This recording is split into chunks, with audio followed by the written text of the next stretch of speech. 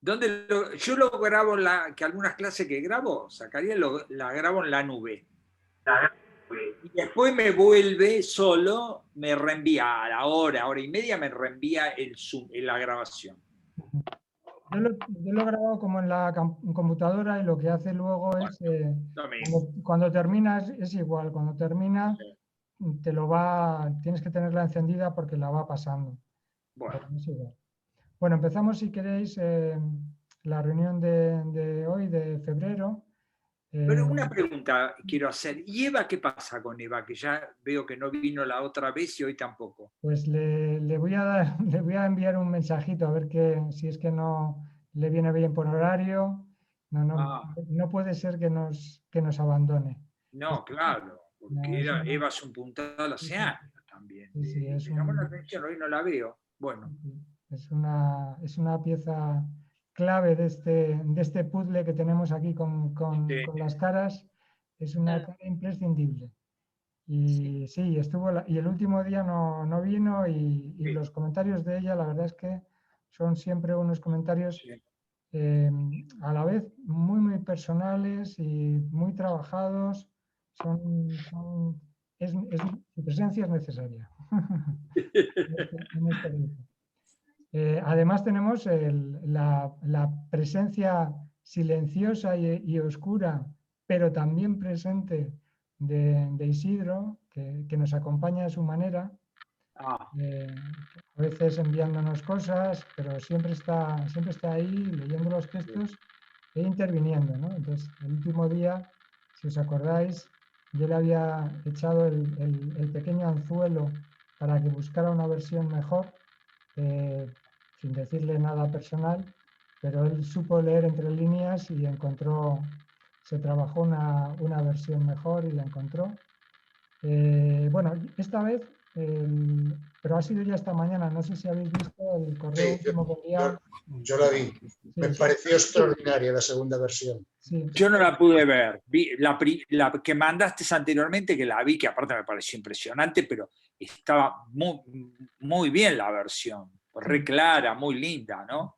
Sí. Pues en la versión, porque sí, Beckett lo que hace, en ese momento, bueno, hay una serie de propuestas que le van haciendo de hacer cosas para la televisión inglesa, y él ha hecho primero la de Joe, que esa la vimos, la trabajamos, y después van surgiendo otras.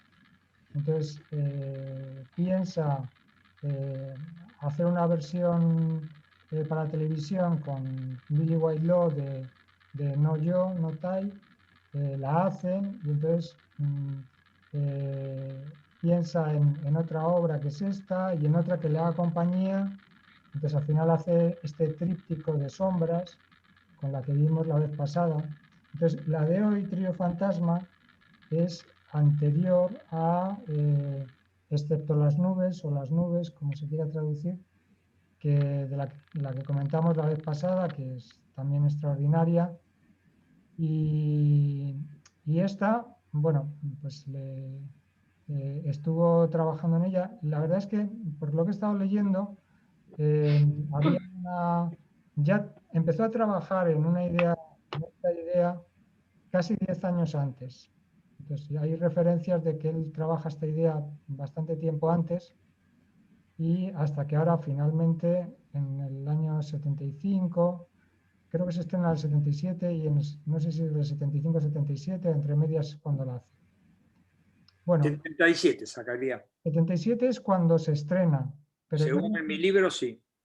Pero se escrita en el 75. 75, exactamente. Sí, como dijiste, sí. Sí, entonces tarda un poco más de tiempo porque piensa que queda coja con dos, y entonces necesita un tríptico, y entonces escribe la de Excepto las nubes para acompañarla. Entonces no se estrena hasta que no están las tres en la televisión. Y después de estrenarse las tres, bueno, ve que ya venía trabajando con un sitio que era un sitio muy especial para él, que era este sitio de la televisión de Stuttgart, en Alemania, que tenía muy buena relación. Él ya había dirigido obras de teatro en Alemania. Bueno, sabéis, las obras de teatro que dirige en Alemania, para que veáis el nivel de exigencia de Beckett, que iba allí, por ejemplo, si tenía que dirigir, hacía un Esperando a Godot dirigido por él memorizaba toda la obra en alemán antes de ir. Antes del primer ensayo, él tenía toda la obra memorizada y llegaba a él, y cuando llegaba ya había ensayos para no estar en un periodo demasiado prolongado, y trabajaba ya la cuestión de mímica, movimientos en escena, etcétera, etcétera. Entonces, las versiones alemanas suyas de las obras de teatro se consideran como la pieza acabada, ¿no? Es la máxima expresión de la obra beckettiana por él, o sea, de versiones suyas. Entonces, para él, por ejemplo, Esperando a Godot era una obra que la había escrito sin casi referencias de escena, y entonces para él era una obra que estaba escrita a medias, por eso. Entonces, darle todos los movimientos de escena era esencial para él, ¿no? Entonces, exigía un trabajo muy, muy grande. Él se llevaba un cuaderno de dirección, que solamente escribía en una de las 2 páginas las notas de escena para tener la otra página libre, y todo esto lo hacía en alemán. No solamente que hablaba él en alemán, sino que él escribía en alemán y todo era en alemán. O sea, la exigencia suya era bastante grande. Bueno, fruto de esos muchos años de trabajo ahí en Alemania, son también estas piezas de televisión que él termina haciendo en Alemania, y va depurando. O sea, la otra versión, con respecto a esta inglesa, la versión alemana es una depuración. Ya los que la hayáis visto, resulta muy, muy claro, una depuración escénica, donde, por ejemplo, donde es un cassette en la versión inglesa, en la alemana es como un bloque, como un rectángulo, un cuadrilátero eh, eh, sólido. Sí. Hace las veces la cama igual, el jergón ese, en vez de ser más cama, son figuras geométricas, ¿no? Hay una geometrización de todo el espacio, que ya lo hay en la versión inglesa. Bueno, Sí. en la versión alemana lo lleva al máximo. Los movimientos son más mímicos, la voz es más susurrante, o sea, hace unos cambios que son bastante importantes dentro de la sutileza. Por ejemplo, los sonidos de abrir y cerrar la puerta y la ventana son mucho más claros desde el principio. El túnel ese, el pasillo, es más agobiante. La figura del niño es mucho más estilizada, más pura, más artística. Y, por ejemplo, cuando se va, en vez de dar la espalda, se va sin dar la espalda. Entonces está metido dentro de una cosa que parece como si fuera un corredor de una pirámide de Egipto. Es mucho más claustrofóbico, que ya es en la versión inglesa. En la alemana acentúa la claustrofobia. En fin, son detalles de una pureza estilística que son notables, ¿no? Me acordaba de lo de los corredores de este artista, de Bruce Nauman, que tiene toda una serie de corredores que son como esculturas, que son corredores, son corredores con una luz arriba, corredores muy estrechos, como pasillos. Entonces, son espacios, no se puede decir que sea una escultura, es una escultura espacio, donde el espectador tiene que atravesarlos. Entonces tienes que meterte dentro de esos corredores con una luz arriba, a veces verde, amarilla o lo que sea, muy, muy fuerte. Son esculturas abiertas, digamos, donde tú interactúas. bueno, Bruce Nauman se inspira en Beckett, en toda la obra de Beckett. Él tiene 1000 citas de Beckett sobre inspiraciones sobre sus obras y especialmente los corredores, ¿no? Bueno, para no enrollarme mucho, he visto varias cosas interesantes sobre la obra esta.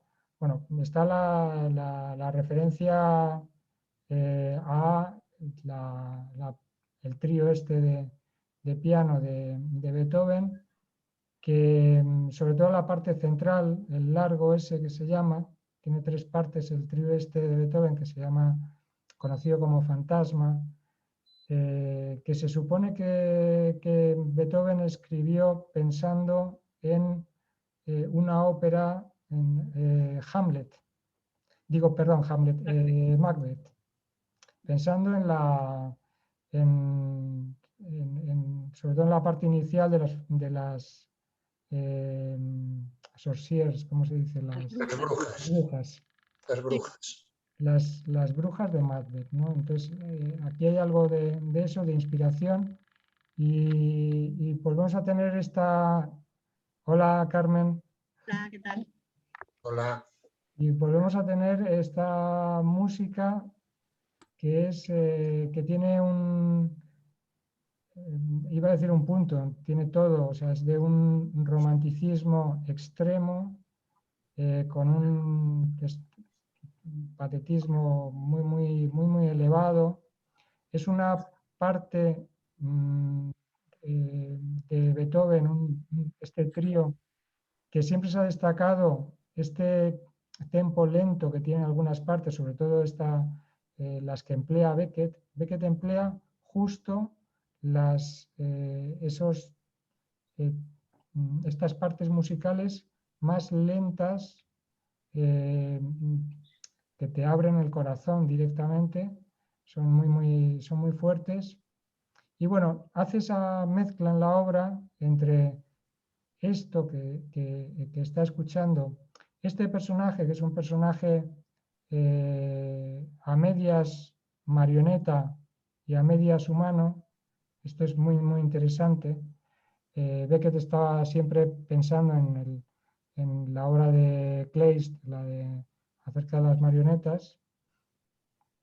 Y bueno, tenemos esta voz femenina detrás que parece que está dirigiendo la escena, aunque en algunos momentos la obra no hace lo que dice la voz. Hay sutilezas ahí por medio. Pero en parte parece como si el personaje fuera una marioneta de la propia voz, una voz muy especial, y que está tratando una historia que es la que vemos. Supuestamente ahí hay una mujer detrás de toda esta historia que él espera que llegue. Es el fantasma. Y esto es todo muy beckettiano, y además tiene el punto ese de la referencia a Esperando a Godot. Aquí Godot es ella, y además con el niño que viene a decir que esta noche no la vamos a tener esta noche. En fin, son cosas muy interesantes. Ya hablaremos de estos detalles. Del detalle final de la sonrisa. No os digo nada, a ver cómo lo interpretáis. En fin, os doy la voz. Pero Zacarías, a mí me parece que las dos versiones son versiones que, vamos, se oponen bastante, porque en la versión alemana la voz no se oye. Al menos en lo que a mí me mandaste yo no oigo la voz.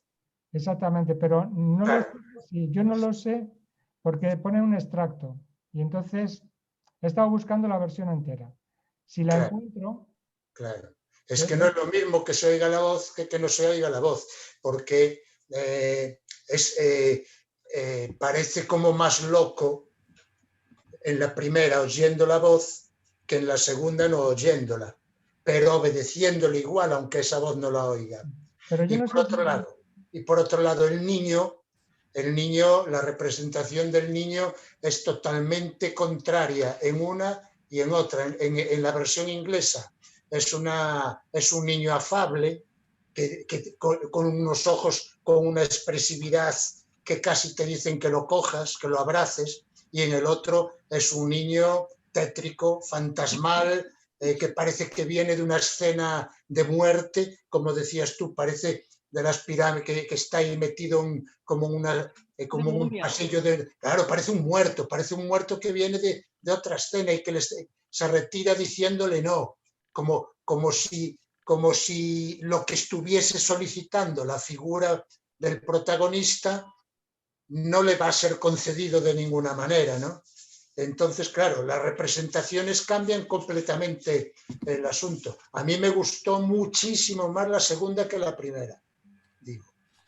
Pero fíjate que las dos están dirigidas por Beckett. Claro. Sí, las dos por Beckett, es curioso. Entonces, claro, es como...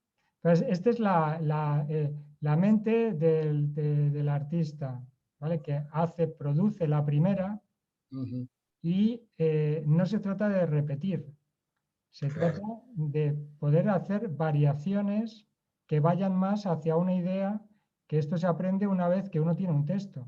Entonces, una vez que ha hecho una primera versión, se le ocurre dar otra versión que acentúe determinadas cosas más. Sí. Loreto, ¿ibas a hablar?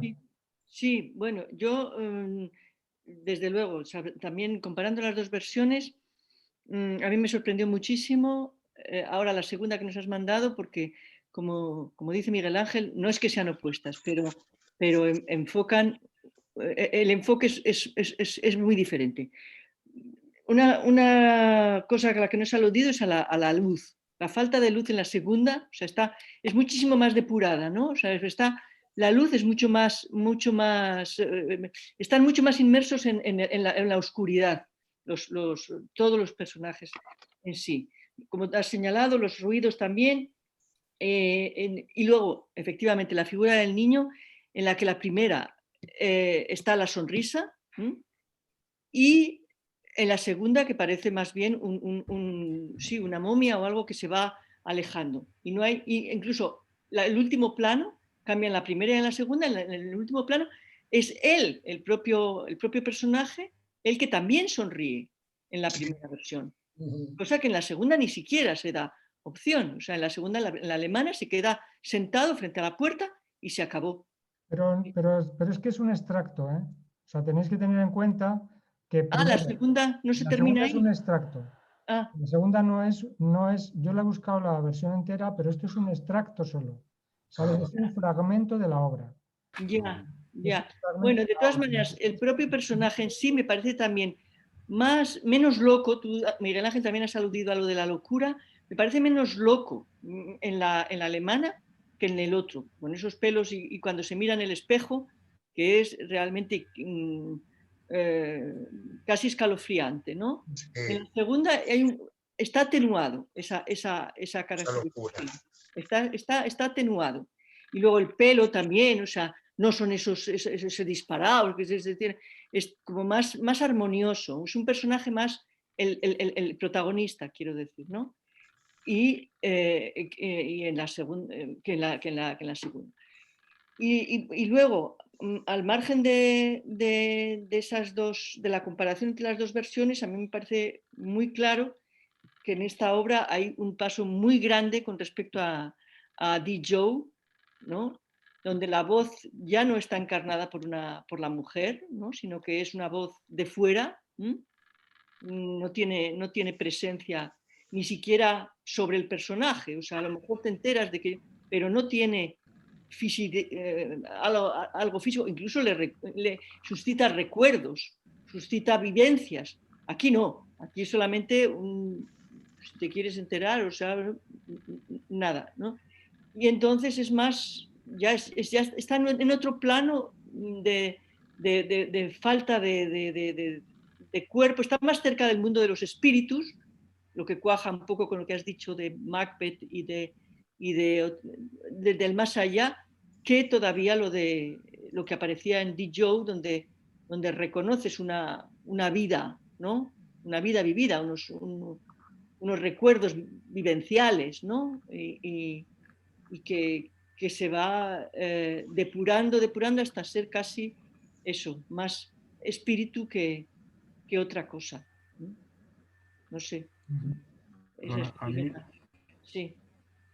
A mí hay una cosa que me ha recordado, esto, el trío fantasma, que me ha recordado que no sé cuándo lo leí o lo escuché o algo, y creo que tiene que ver con Freud incluso, ¿no?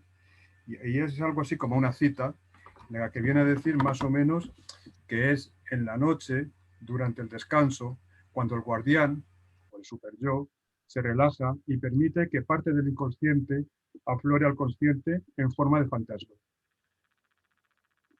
Esto, no sé, me lo recordó, o sea, la primera vez que vi, yo lo vi antes de que lo mandara Zacarías, los dos enlaces, y bueno, sobre todo, yo primero vi la versión alemana. ¿Eh?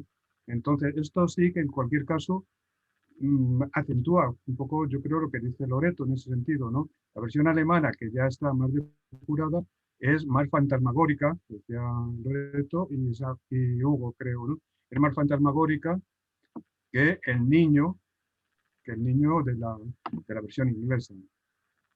Lo que pasa es que yo no sé dónde no logro recordar dónde lo leí o dónde lo escuché, ¿no? Está más o menos esa reflexión sobre los fantasmas que surgen del inconsciente.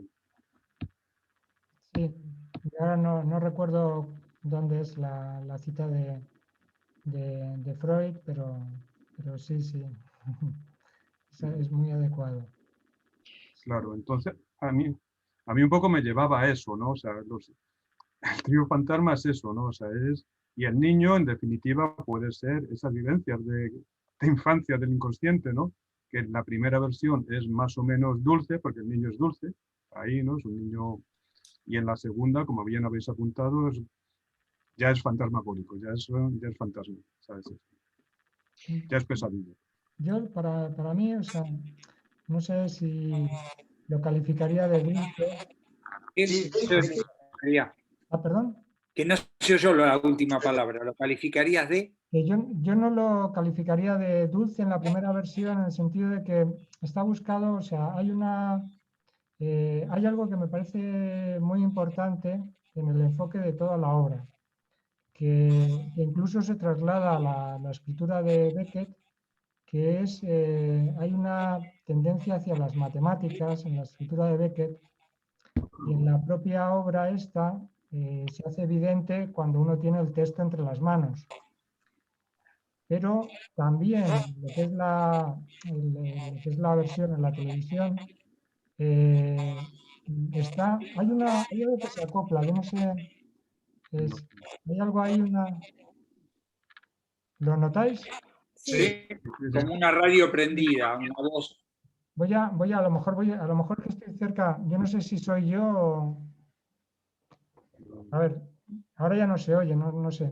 Bueno, No. hay una, en la obra de teatro, yo digo, cuando tú lees el texto en la publicación, pues toda la distribución, cuando tú vas leyendo todo, es alucinante porque es toda una composición matemática de, bueno, ahora se repite tal, las acciones denominadas 1, 2, 3, todo es un ensamblaje perfecto de dirección de escena, donde parece que está todo compuesto matemáticamente, digo, no solamente por el movimiento, por la coordinación, por el ensamblaje, sino por la escritura misma. Todo parece de una asepsia total, de la asepsia matemática. Fijaros que en el inicio de la obra, cuando la voz lo que hace primero es describirse a sí misma. Entonces, se describe en concordancia con la obra, con lo que uno ve. Y entonces, y lo que está describiendo no es una voz, digamos, humana, sino es una voz aséptica total, como si no tuviera sentimientos, etcétera, etcétera, ¿no? Y entonces, yo creo que está buscado un poco esa neutralidad a lo largo de toda la obra, pero hay una variación. O sea, según va pasando la obra, por ejemplo, en el tema de lo que susurra, de lo que produce sonido, del cerrar de las puertas, etcétera, incluso de la música, hay un crescendo. O sea, las cosas es como si de alguna manera fueran cobrando vida dentro de ese universo que es un limbo, que está entre la vida y la no vida, entre la vida y la muerte, que es ese espacio de los fantasmas, ese espacio de los recuerdos, ese espacio de las obsesiones, ese espacio de la noche, el propio lugar es un interior, etcétera, ¿no? Entonces yo creo que todo ese universo que está ahí compuesto matemáticamente tiene todo su sentido. Entonces, de ahí que con esas premisas, yo creo que la versión alemana acentúa eso, acentúa la geometrización de las cosas y los movimientos más bruscos, más de marioneta en determinado sentido. Entonces pero al mismo tiempo, yo creo que son este universo de matices de Beckett, al mismo tiempo yo lo siento así, que como si Beckett buscara que nos identificáramos con el personaje, en el sentido de que es la expresión de los fantasmas de cualquiera. Entonces ahí estamos concernidos. Y entonces en ese movimiento a que las cosas susurren cada vez más, como si te estuviera agarrando el corazón al del espectador.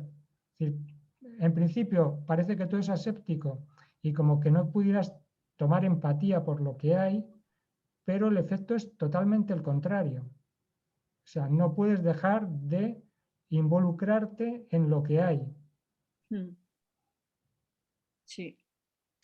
Sí, a mí me pareció, yo tenía anotado precisamente escrito esa voz como una voz impersonal, sin afectos, sin sentimientos, y eso me parecía fundamental a la hora de, porque claro, yo veía el cuerpo, como en tantas otras de Beckett, que son cuerpos siempre muy, que soportan, aunque estén en silencio, pero soportan una carga dramática bestial, ¿no?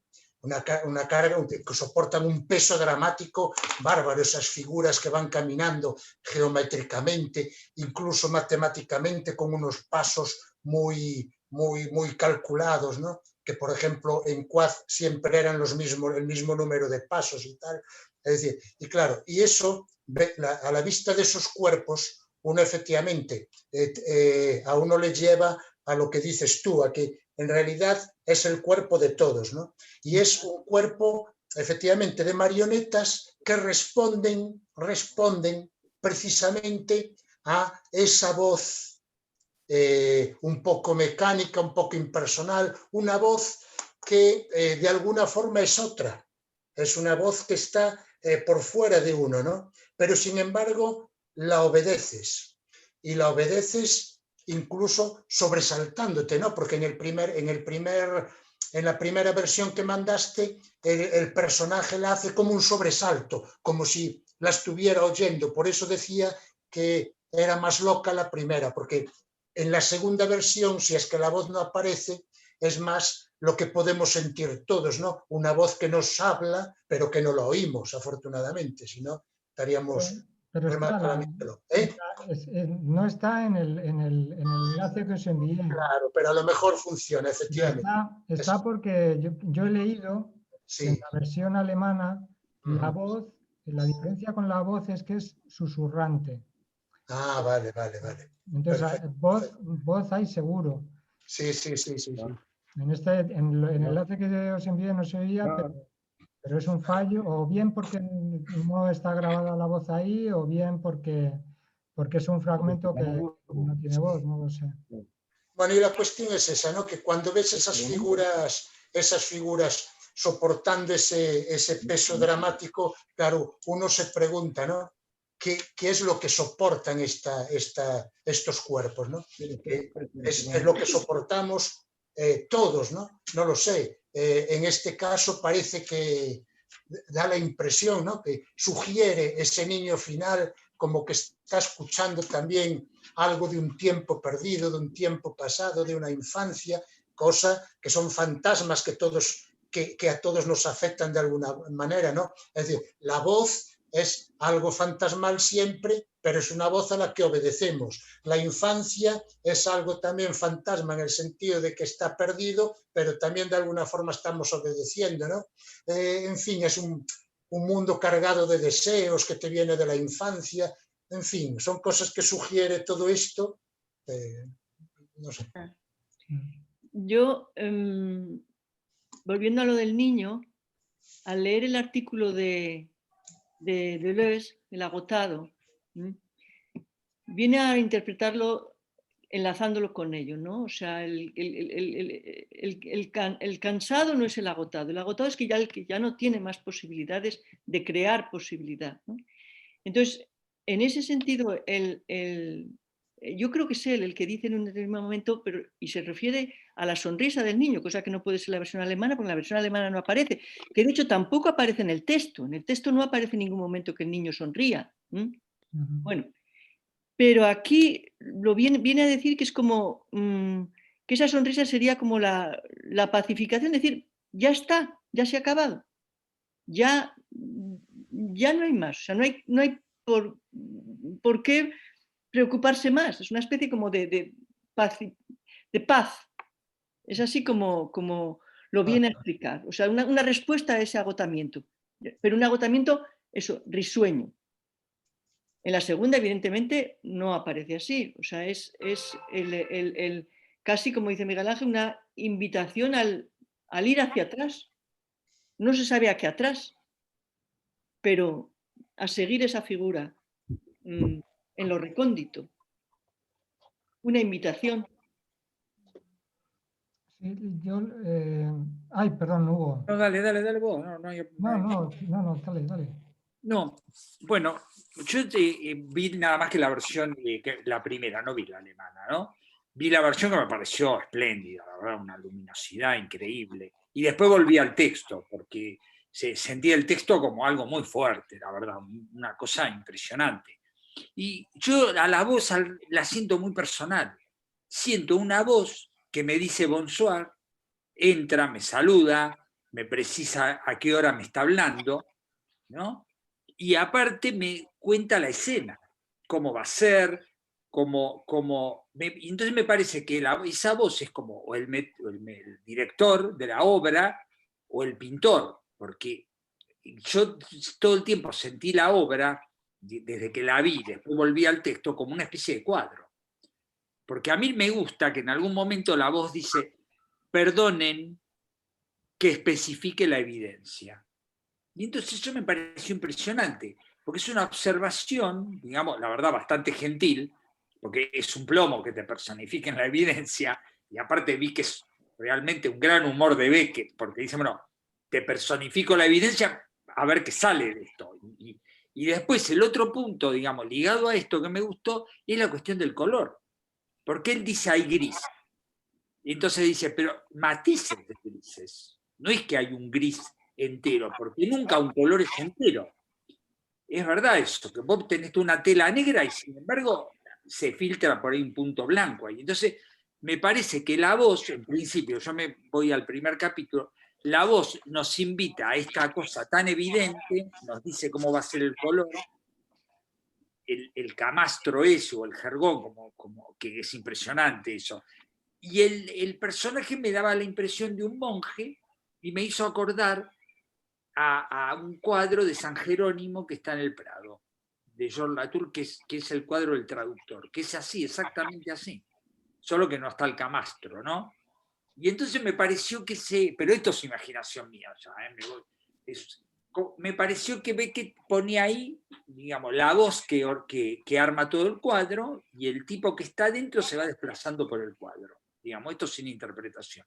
Y nos muestra, abre la ventana, y empezamos a ver en ese cuadro, empezamos a ver no solo matices de grises, sino cambios de la geometría. Y eso me parece impresionante, como cuando uno está, yo pienso que uno nos puede ver en un cuarto, yo pensaba, un vecino enfrente nos ve en el cuarto y nos está viendo moviéndonos así, solo que este cuarto es muy ascético, es verdad. Pero bueno, me pareció eso en principio. Y lo otro, ya termino, es una asociación que hice con la radio, porque la voz dice que cómo va a ser su voz, pero dice que ajustemos nuestra radio también, nuestro receptor. Y me hizo acordar a una cosa que cuenta Beckett, que no sé si le pasó a él o lo inventó, que el portero tiene la radio muy alta y entonces le protesta que baje la radio y el portero dice, es lo único que tengo. Y entonces Beckett, o lo que cuenta Beckett, dice, bueno, entonces no dije nada. Y entonces me parece que finalmente la sonrisa esa, digamos, para ir después viendo, es como, no dije nada tampoco. Bueno, está todo bien así, como viene la voz. Bueno, eso por ahora. Sí, es el universo este de matices. Es muy bueno, me ha parecido muy bueno todo lo que has dicho. Sobre el tema final de lo de la voz, es que primero porque está toda esta historia de Beckett de la necesidad de tranquilizarse, o sea, salir de los fantasmas de la noche. Se vuelve a... Yo no sé si... Hay un acople. Sí, podéis... vamos cerrando micrófonos los que no vayamos a hablar, a ver para detectar de dónde viene. Entonces, si podéis cerrar el micrófono todos y cuando vayáis a hablar lo vais abriendo. Bueno, ahora parece que se escucha mejor.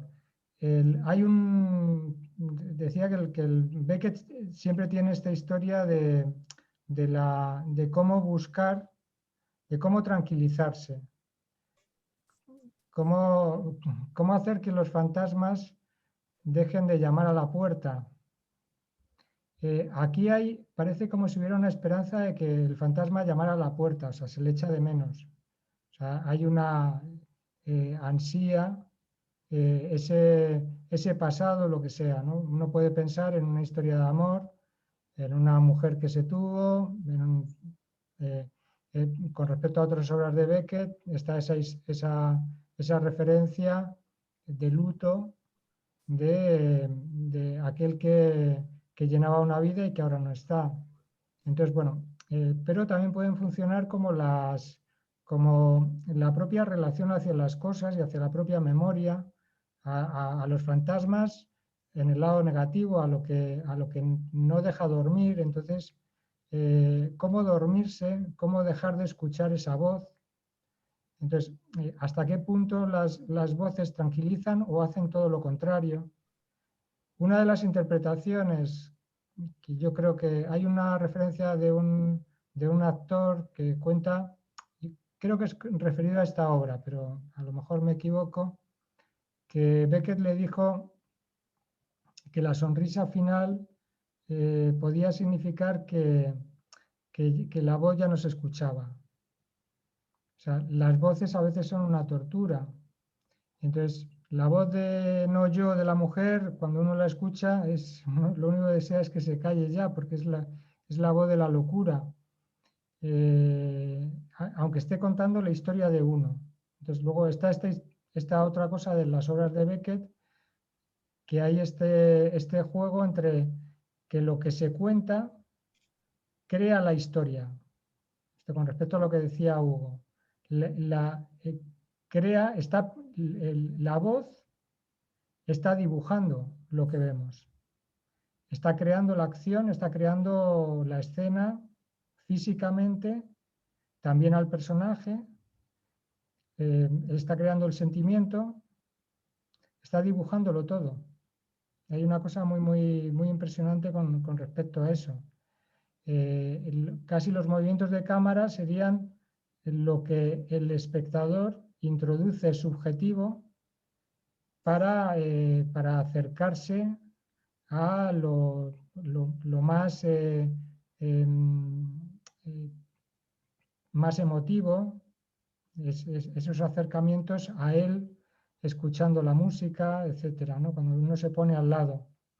En fin, hay todo ese juego que me parece que es muy alucinante, que va un poco en la línea de lo que decía Hugo.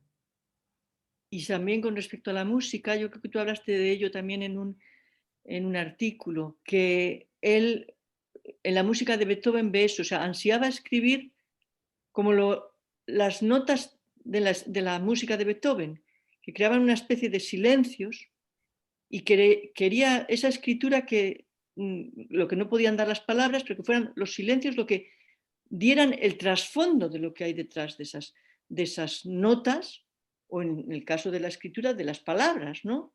De esa especie de agujeros, una escritura de agujeros que es un poco las ventanas en las que se asoma aquí también en la obra, y que también está en el espejo, pero el espejo le revierte a sí mismo.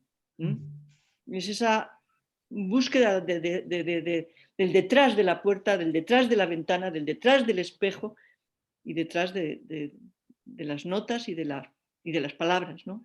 Una cuestión de lenguaje. Sí, eso es fundamental eso que dices. Creo que va en la línea también de lo que decíamos del lenguaje matemático, ¿vale? Porque es otra manera de agujerear lo que vehicula la palabra. Porque pasas le hace agujeros donde uno se cuela, crea otra dimensión distinta.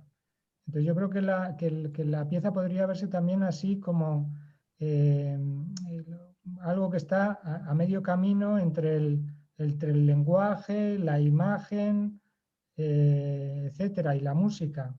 Pero lo que tú dices es muy bueno. O sea, no es simplemente poner esos fragmentos de música, es que es la misma...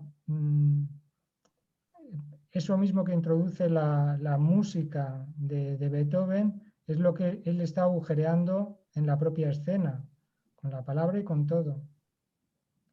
Sí, es va por ahí.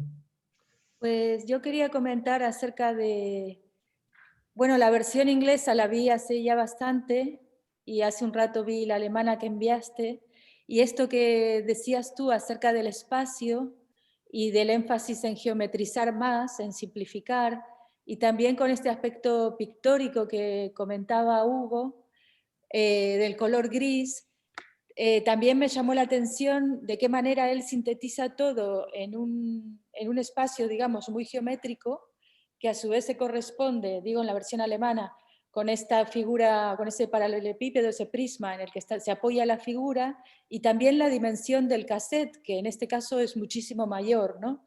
Entonces me parecía como una caja dentro de una caja y dentro de otra, como una muñeca rusa. Y por otro lado, pensaba que efectivamente ese cassette podía ser como el subconsciente, ¿no? Que en un momento se abre y aparece ese túnel. Que tú mencionaste los túneles o pasillos de Bruce Nauman, y a mí también me hizo pensar mucho en los de Richard Serra, que posiblemente son un poco anteriores a los de Bruce Nauman, y tiene Richard Serra una escultura en el Guggenheim de Bilbao, que es como una especie de serpentina, hecha con planchas de acero cortén, que el propio peso de las planchas parece que se van inclinando, y uno cuando está pasando por ahí, por la escala, da la dimensión que uno va a terminar como aplastado por esas planchas, ¿no? Y es realmente un poco angustioso el recorrer esa pieza que tiene, no sé, que es muy pero muy larga. Y también me hizo pensar en Beuys, ¿no? En Joseph Beuys y el fieltro, ese material que él utiliza tanto a lo largo de su obra, después de ese accidente que tuvo en la Segunda Guerra Mundial, que él cuenta que fue rescatado y gracias al fieltro y a la cera, ¿no? A la grasa, La sí. La mantequilla. Sí, gracias a esos dos materiales, digamos, que le dieron calor, él pudo sobrevivir, y la utilización del fieltro es algo que me sorprendió mucho, que creo que es lo que también está utilizando Beckett, ¿no? Que es algo que va creando así como capas, envoltorios de protección, pero también en el espacio de este vídeo que vimos del trío Fantasma, es una sensación de agobio, porque realmente no se sabe dónde están las puertas, dónde están las ventanas, por dónde se va a abrir ese pasillo. Pero bueno, eso, que yo creo que con los materiales y con la geometrización, él enfatiza al final en encapsularte, ¿no? En irte metiendo dentro de lo que es la memoria, de lo que es el recuerdo. Y bueno, y te quería preguntar, Zacarías, ¿cuál es la referencia esta que dices sobre este personaje a medias humano y a medias marioneta? ¿Cuáles son esas marionetas? No lo sé. A mí me hizo pensar en una cosa concreta, ¿no? Pero me ha parecido muy, muy bueno la referencia a Boyce, sobre todo por el fieltro, que es, claro, está todo como forrado de fieltro, toda la habitación. Boyce creo que tiene una obra que es como la habitación de la angustia o algo así, que tiene una iluminación amarilla. Entonces, que es como una especie, es una pieza que es una habitación con una bombilla que da una luz amarilla. ¿Podéis cerrar, Laura? ¿Puedes cerrar? Vale. Es que, mira, es el tuyo el que se acoplaba. Y tiene esta pieza que es una habitación que es, no sé si es exactamente de la angustia o algo así, ¿no? Pero bueno, son trabajos que van en esa dirección. Y lo de los Richard Serra también, creo que lo de los túneles de Bruce Nauman son anteriores, pero bueno, da un poco igual. Es otro tipo de trabajo porque el de Richard Serra, claro, es con las planchas metálicas con las que produce eso. Y entonces, claro, no son pasillos estrictamente como los que hace Bruce Nauman, pero está trabajando lo mismo desde distintos lugares artísticos y las dos son cumbres. Estas son las cosas que no hay cosas mejores cuando uno da en la tecla, ¿no? Entonces cada uno da en la tecla a su manera. Lo de las marionetas, bueno, aparte de las cosas tradicionales que se ha hablado muchísimo siempre, de la importancia de lo de las marionetas para Beckett y todo eso, bueno, yo no insistiría más en ello. Creo que porque también está cargado como de lugares comunes. Entonces, es importante, o sea, fue como un gran hallazgo darse cuenta de que eso estaba ahí, de que los personajes tienen una dimensión distinta a la del naturalismo, etcétera, ¿no? Son personajes que son también a medias conscientes de la representación. Entonces, y en esta obra está, y la voz lo dice. El ejemplo ese que ha puesto Hugo era muy, muy bueno porque esa frase que tú has señalado, el humor que tiene, ¿vale? Es de estas cosas gloriosas de Beckett. Realmente, claro, dices, qué cabrón, cómo nos la cuela, o sea, da ahí en algo muy, muy divertido, pero claro, hace este juego donde el espectador introduce al espectador dentro de la obra. Entonces, porque le está hablando al espectador, la voz nos habla a nosotros, no es que le hable a él, o sea, habla a todo el que ve la obra y entonces introduce al espectador en un juego. Entonces, el tema de los personajes marioneta, o sea, siempre es que no saben hasta qué punto están representando un papel o no, siendo más o menos conscientes de que están ante otro, ante el espectador.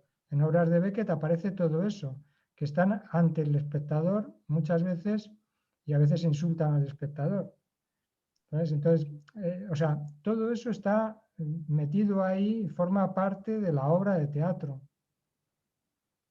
Sí, no solamente el que no sean conscientes, sino que son manejados, ¿no?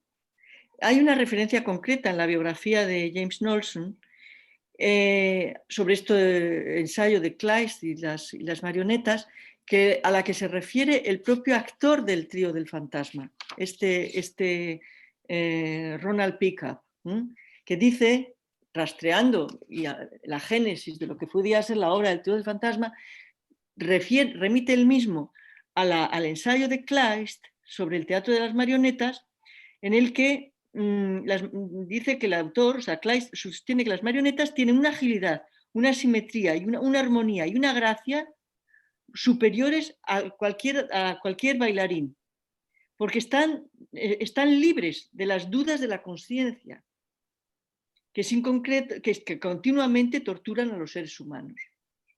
Entonces o sea, son peleles, ¿no? Pero no tienen la tortura de la cabeza, ¿no? Sí, cuando hablabas de hasta qué punto las voces tranquilizan o todo lo contrario, decías que la voz dibuja lo que vemos, ¿no? Crea la escena y el personaje. Y está muy bien, porque si nos fijamos hay dos escenas que son radicalmente diferentes. Esta voz que aparece al principio, que decíamos que era impersonal y tal, sin embargo, es una voz muy amable.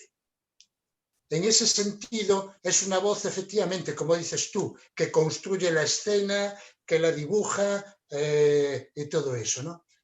Y es una voz que se dirige efectivamente a todos, porque dice buenas tardes, la mía es una voz débil, es decir, nada estridente, en fin, todo eso, es un tierno tono, quiere decir, es una voz amable, y es la voz que efectivamente construye la escena. Sin embargo, en la escena segunda, ¿cómo se presenta la voz? Ya dice, él creerá ahora que la oye. Creerá ahora que la oye. Es decir, ya no es esa voz, es otra cosa. Él cree que la oye. Y es una voz que lo intranquiliza porque pone pose tensa, dice aquí. Pose tensa. Y se le ve, ¿no? Que se sorprende y tal. Y entonces uno se pregunta, esa voz, por supuesto, no es la misma que la anterior, es otra cosa. Y es otra cosa que lo dirige hacia lugares fuera de la escena, si nos fijamos.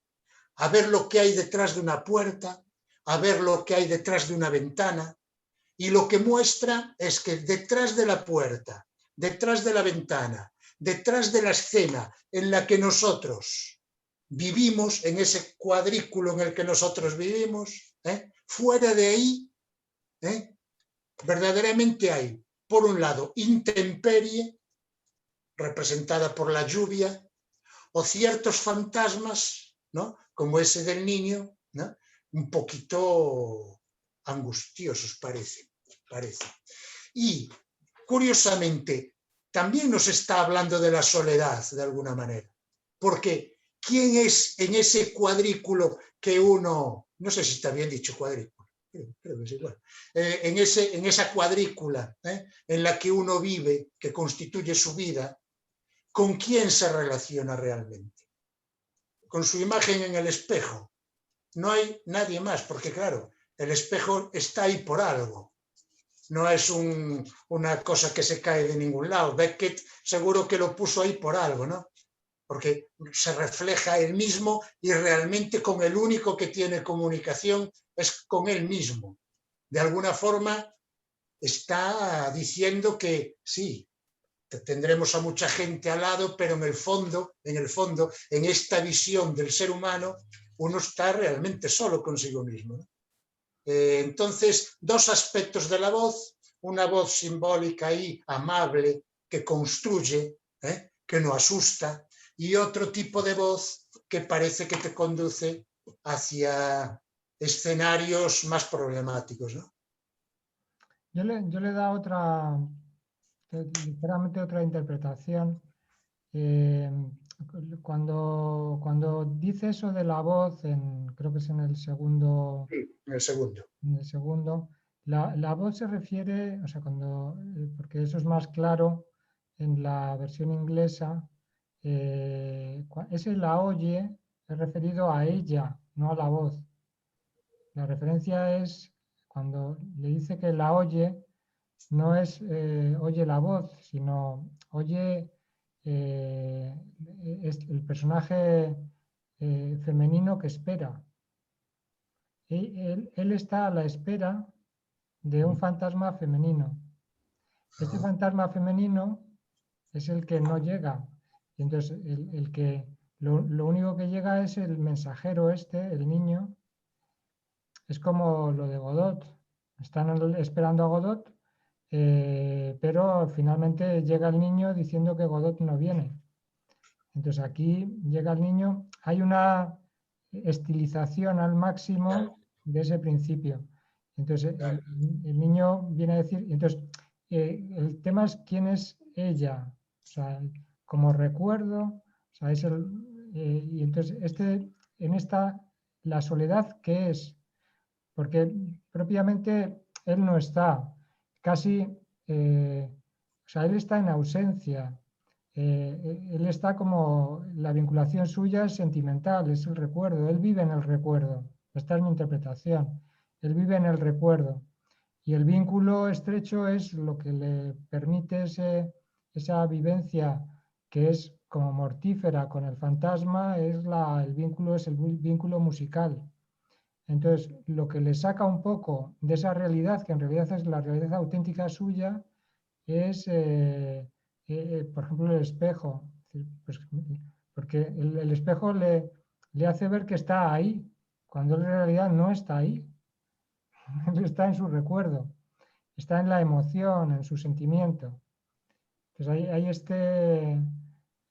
para mí un poco este juego detrás de esa intensidad emocional de la cual él no puede, él está atrapado, como en otras obras, como en Pronto y Ohio, obras de este tipo donde eso ocurrido es lo que es el trauma del sujeto, lo que sea, que está ahí.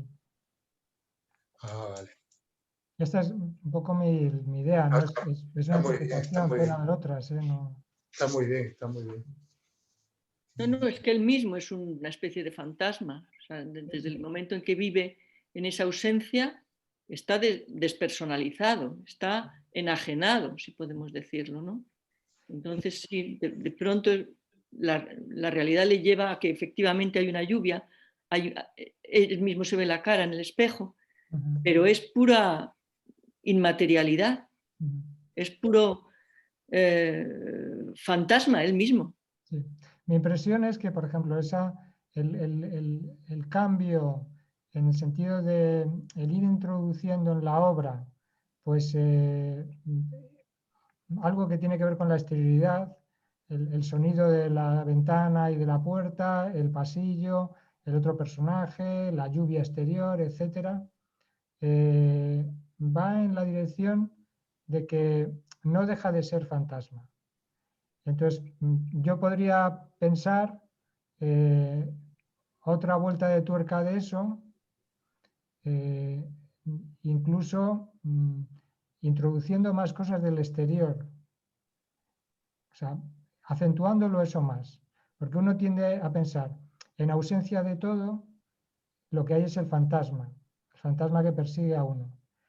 Pero claro, todavía es mucho más fuerte cuando eso es así y uno está paseando por la calle.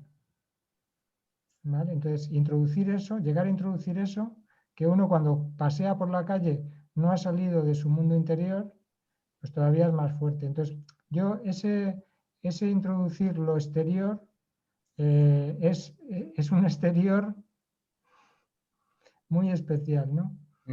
Es un poco también en fin de partida, pues yo creo que es la primera, si hubiera una referencia primera a lo que es ese espacio interior con un rectángulo de ventana al exterior, sería fin de partida. El ir con el catalejo a mirar a ver qué hay en el exterior. Pero claro, en el exterior, ¿qué hay? O sea, la misma mierda, ¿no? O sea, el vacío total, casi la inexistencia. Si hay algo de vida, es la que queda en extinción. porque se va a extinguir. ¿Sabes? Entonces, esto es en el lenguaje de fin de partida, ¿no? Aquí sería otro, pero yo creo que va un poco en esa dirección. De hecho, lo cierra inmediatamente. La ventana, la puerta, o sea, se asoma. No hace más que asomarse y cierra. Es decir, que se vuelve a quedar en el mundo interior. Se ha ido tu imagen, Loreto. Ah, bueno, no sé por qué. Vale. Vale, ahora, sí. Sí, ya está, no, era eso. Sí.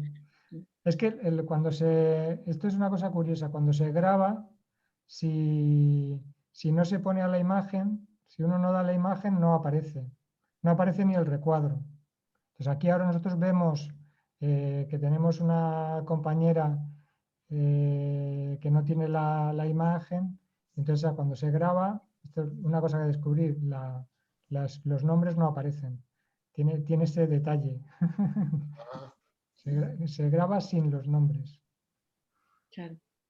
Yo pensaba ahora que hablabais tanto de que él está metido dentro de esa caja, de alguna manera, que es el recuerdo, ¿no?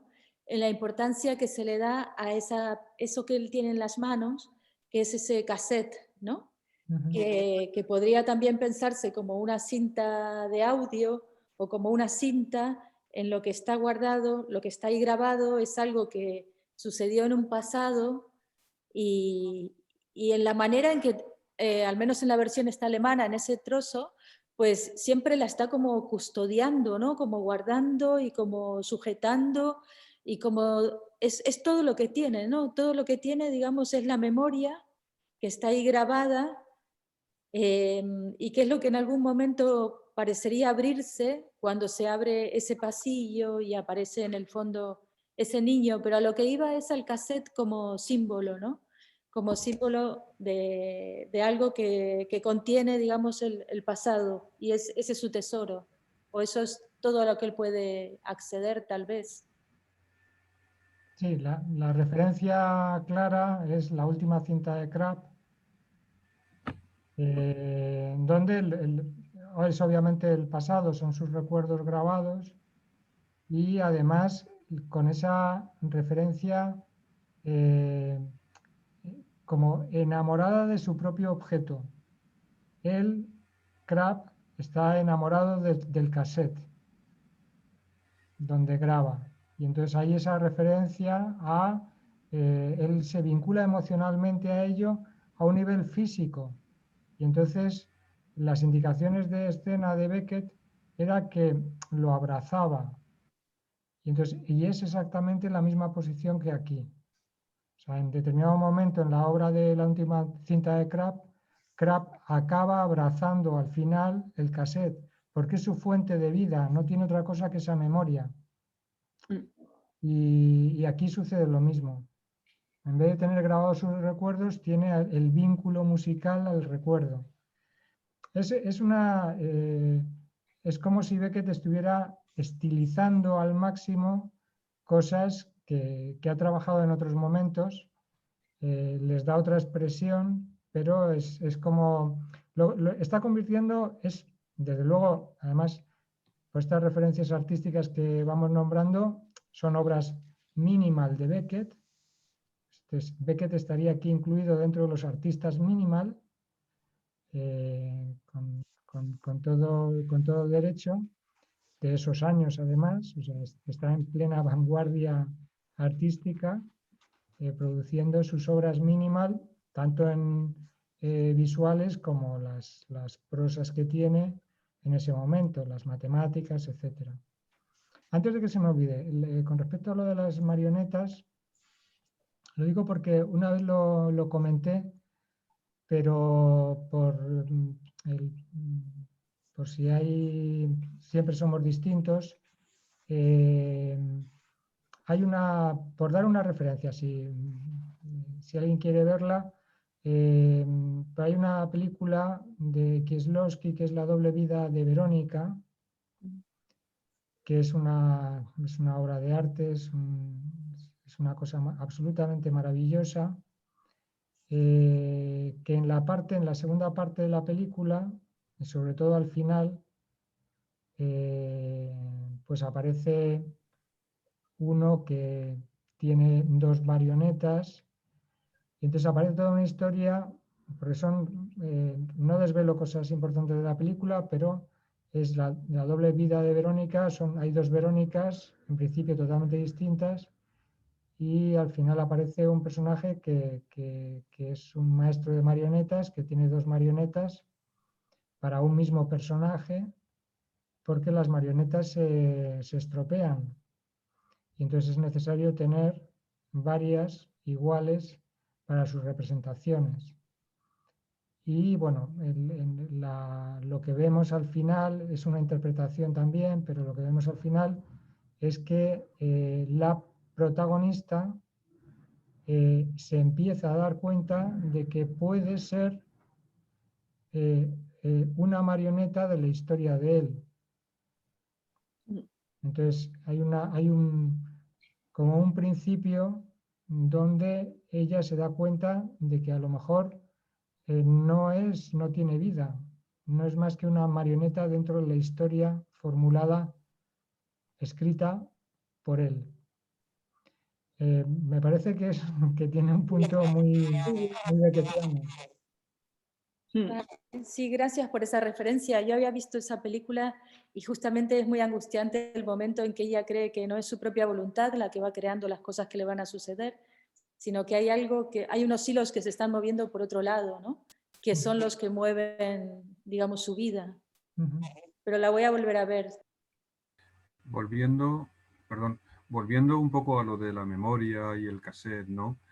No cabe la posibilidad, que es una de las cosas que a mí me llama la atención desde la última cinta de Kraft y, bueno, como aparece, un poco lo que comentó Zacarías en la reunión anterior, o sea, como ve que adopta las nuevas tecnologías, que ya son antiguas para nosotros, pero en su momento el cassette serían nuevas tecnologías, ¿no? Y como una representación de esa memoria material, o mejor dicho, o sea, esa memoria consciente, o sea, que él puede manejar. O sea, de hecho, cuando él utiliza el cassette, pues rebobina, da para atrás, o sea, da para atrás, vuelve a repetir, cosas así, ¿no? Sería esa memoria consciente siempre, ¿no?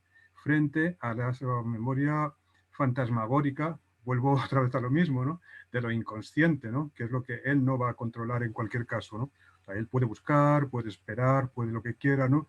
Pero realmente, o sea, él no puede traer el fantasma, sino que es el fantasma el que llega, son los fantasmas los que llegan a él, ¿no?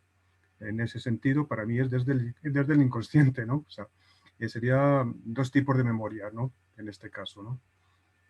Volviendo a lo que decía un poco antes, ¿no? Y es precisamente en el mundo de la noche que a mí me interesa mucho, ¿no? O sea, porque en Beckett, en el mundo de la noche, donde realmente es eso, ¿no? Él ya hemos visto en los poemas y en esto, ¿no? O sea, como la noche es importante para él porque es cuando trabaja en textos para nada, lo veíamos también no hace mucho, ¿no? Por hace un año y pico, ¿no?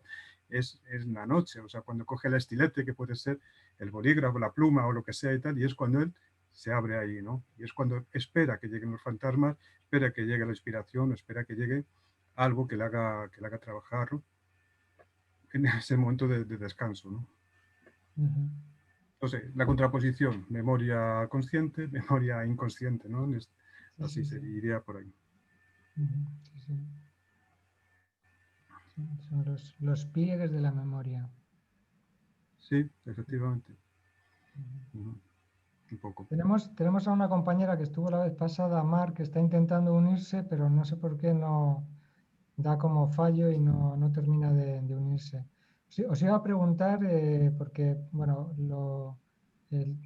está grabándose, si tenéis algún inconveniente en que lo envíe. El tema es que tengo una lista de correos que es amplia.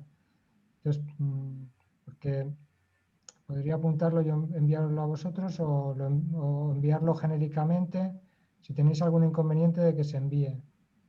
No, yo no. Yo tampoco. Vale. Yo tampoco. Vale. Bien. Lo mismo digo, Le llegará por sorpresa también a Isidro, a ver qué dice, si nos ve. ¿Cómo?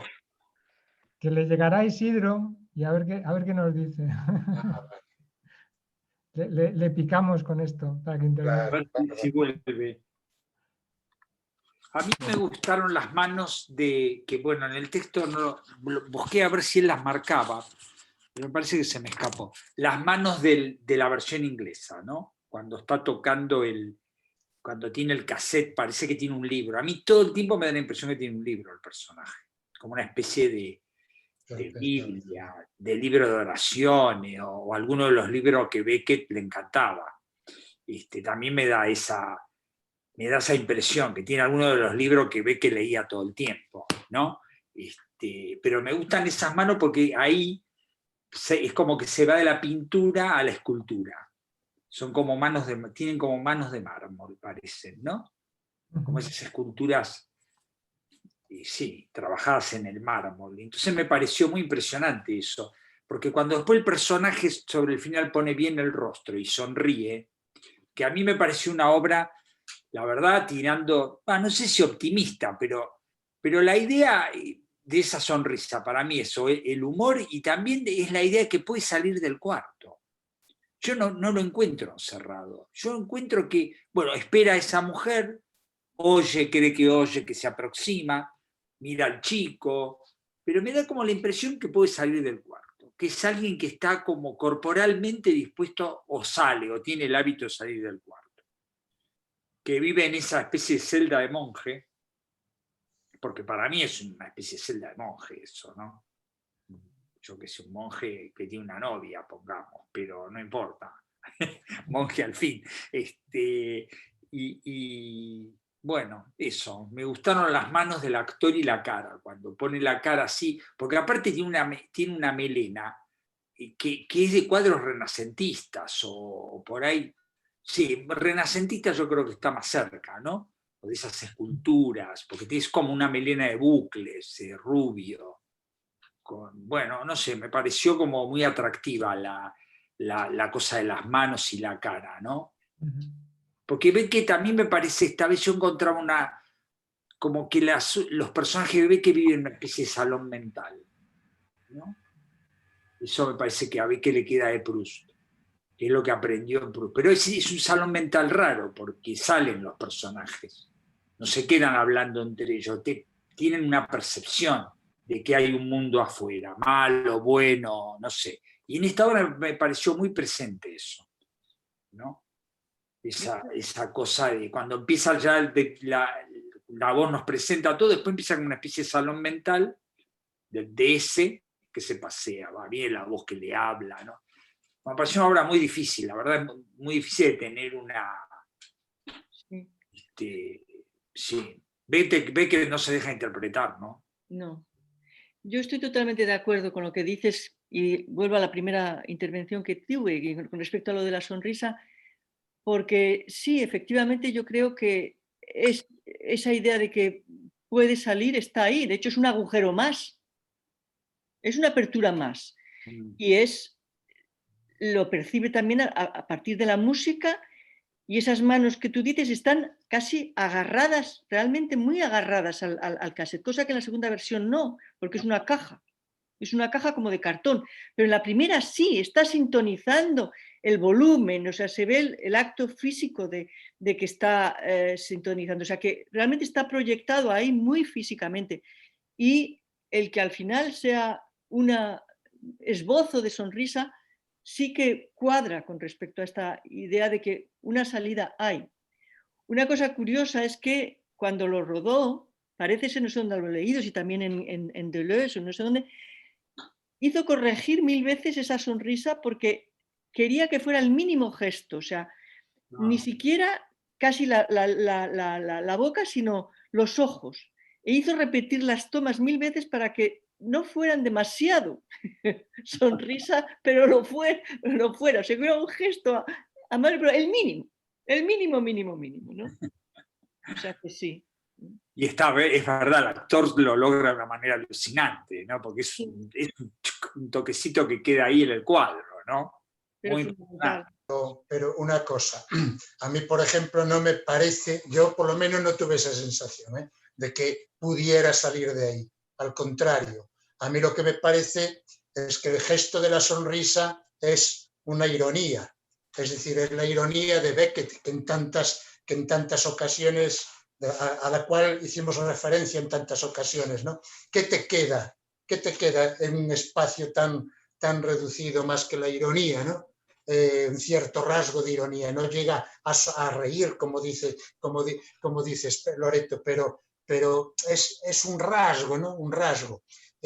Algunas veces hablamos aquí de que el hecho de que uno asuma, como hace Beckett, todo ese vacío, ¿no? Esa imposibilidad de decir la última palabra, la palabra tal, el hecho de asumirlo le da a su obra no un carácter totalmente trágico, sino tragicómico, ¿no? Esa sonrisa final viene, para mí al menos, a señalar un poco ese rasgo de ironía, ¿no? Que hay que poner a una vida de estas características. Yo no creo que de ninguna manera pueda decir que puede salir de ese cubículo, ¿no? Yo lo veo así, ¿eh? Yo hay una cosa, Zacarías hablaba al principio, o sea, veremos qué os ha parecido de la sonrisa, ¿no? Yo un poco en mi tesis de eso, ¿no? La memoria material, de alguna forma, la inmaterial, los fantasmas que surgen de ese inconsciente, de esa memoria, llamemos inmaterial, si quieres, ¿no? Es una sonrisa que efectivamente apenas es un esbozo de sonrisa, ¿no? Y para mí es ese tipo de sonrisa de satisfacción, o más que de satisfacción, de placer, una vez que te has enfrentado a un problema y has sido capaz de superarlo, ¿no? O sea, no te ríes, no sé qué tal, ¿no? Más que una sonrisa es un gesto, ¿no? De relajación, o sea, de toda la tensión que ha tenido el hecho de enfrentarse a un determinado problema, ¿no? A unos determinados fantasmas, en definitiva, ¿no?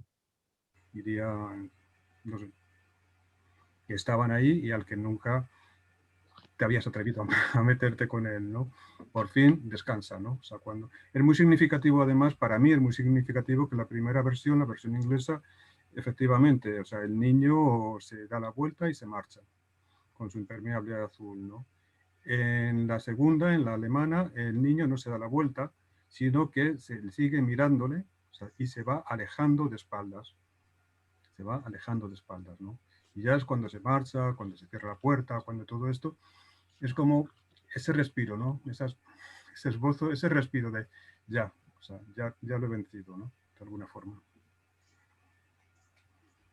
Sí, yo creo que hay que ese gesto de satisfacción, que es un gesto de satisfacción como si, no sé si sería exagerado, Beckett no le gustaría seguramente, pero me he acordado de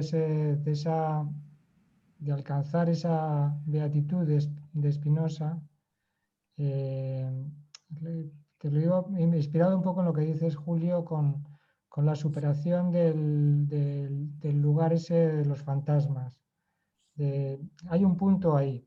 Se puede interpretar así, ¿no?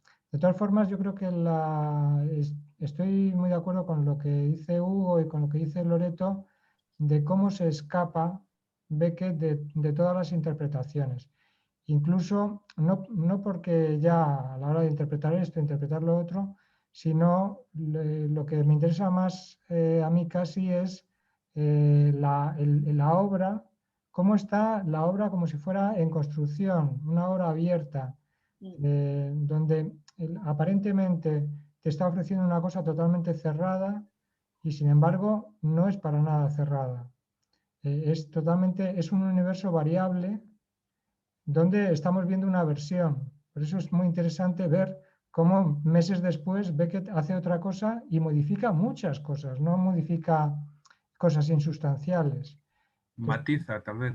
Matiza, pero bueno, las introducciones que hace matizando son importantes, son muy importantes. Entonces, hasta tal punto que hay en obras que Beckett va a hacer una traducción y empieza a cambiarla a tal punto que se pasa a ser una obra distinta en la traducida, porque ya se considera que no es propiamente solo la traducción, sino que es una obra nueva.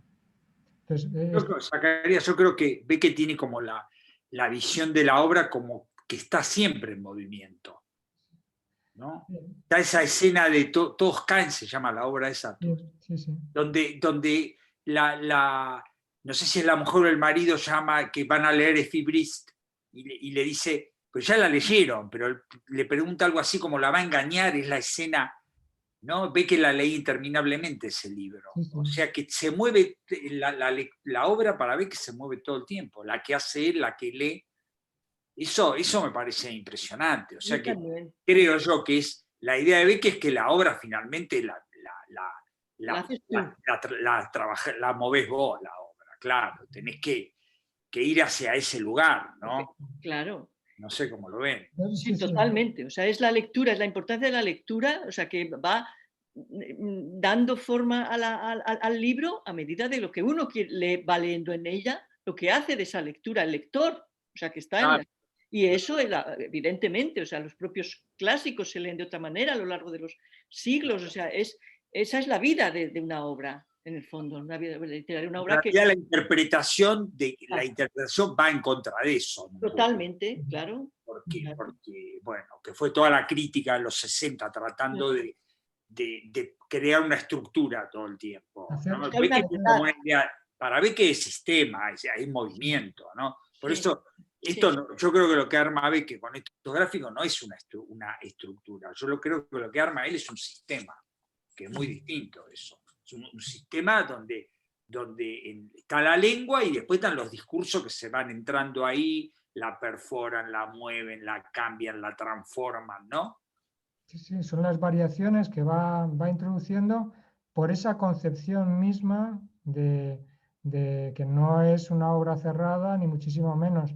Entonces, es exactamente igual que un lector al leer la obra la crea, Beckett hace lo mismo con sus propias obras. Entonces, si la traduce, la cambia, y si la lleva a escena, vuelve a introducir cosas, porque no se trata simplemente de mejorarla, es que está viva, o sea,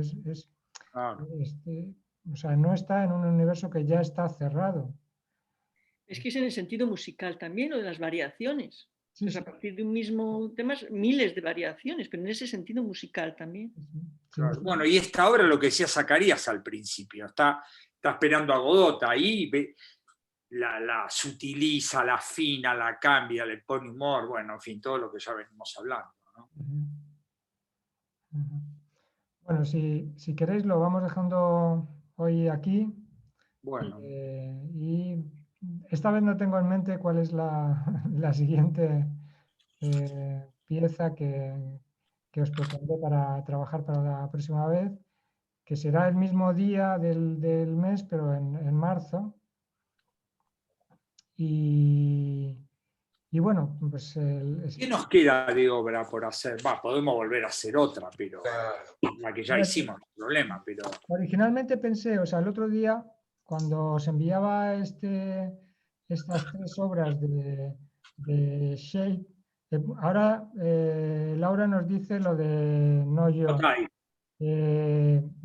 Podríamos ver esa, porque ya que forma tríptico con estas, sí, claro. Que hay aquí y demás. La trabajamos hace unos años, pero es una de las obras de teatro importantes de la última época, también y tenemos una versión cinematográfica muy buena, porque la actriz está Billie Whitelaw, es una joya. Sí. Entonces, sí, podríamos... ¿Cómo se llama? No Yo. Se llama No Yo. Vale. En inglés, Not I. Vale, perfecto. ¿Y esa es la que vamos a ver entonces? En principio sí. Vale. Sí. Es una obra un poco angustiante. La boca. La boca parlante. Sí, tremenda. Esta es la que hace trío con estas. Fijaros, antes me he acordado de esta historia, lo de si se sale o no de la habitación. Estas variaciones de Beckett, ¿no? Que son variaciones dentro de la obra, variaciones, si uno lo piensa, con esta estructura flotante de varias que se comunican entre varias obras. La siguiente de este tríptico, que es la que vimos la vez pasada, la de Excepto las nubes, el personaje, que se iba como a su cuarto, aparece en ese círculo de luz central y él viene de la calle, se cambia, va como al vestidor, se cambia y luego va al otro espacio. El único espacio iluminado es ese, casi es como si dijéramos la rotonda, el intercambiador. ¿Vale? Pero el personaje viene de la calle, o sea, este no sale a la calle, tiene esta apertura al exterior, pero en el otro viene de la calle, sí. Ve que te introduce estas cosas, no pasa nada. O sea, uno puede venir de la calle y seguir estando con sus malditos fantasmas, porque esos no desaparecen. Sí, sí, sí. Oye, Bueno, una cosita solamente. Se ha hablado de la mujer que se espera. ¿Eso está especificado en algún sitio o es una interpretación también que se ha hecho en algún momento, que hemos hecho en algún momento? es O sea, que el posible enamoramiento se ha hablado en estos casos, ¿no? es que ¿Ve que lo especifican? Sí, perdón. sí, es que en el texto en inglés es her. Entonces, o sea, es ella. Hay Sí, sí. hay una alusión a la espera, o sea, los golpes que le espera, o sea, los golpes que cree oír, etcétera, etcétera, él piensa que puede ser ella llamando a la puerta. O sea, en inglés es her, Sí, ¿no? sí, sí. Vale. Es que no lo había leído en inglés. Claro, es que Vale. en español crea esa ambigüedad en la traducción, porque uno podría pensar que es la voz. La voz, como pensé yo. Claro. Pero creo que en Sí. inglés no ofrece esa duda. Esa duda, vale. Bueno, venga, lo dejamos. Chicas, chicos. Venga, Venga, abrazos a todos. No, es para todos. hasta pronto. Hasta pronto. Venga, hasta pronto a todos. Chao. Chao. Chao, Graciela, que no, esta vez no has dicho nada. Hasta la siguiente. Hasta la siguiente.